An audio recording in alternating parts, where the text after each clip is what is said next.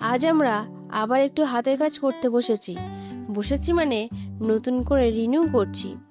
এই কাজগুলো আমি আগে থেকেই করা রেখেছিলাম, মানে যখন আমি ক্লে অ্যাড করতে বসি তখন একটু ক্লে আমার বেঁচে যায়, আর সেই ক্লে দিয়ে আমি এইগুলো করে ফেলি।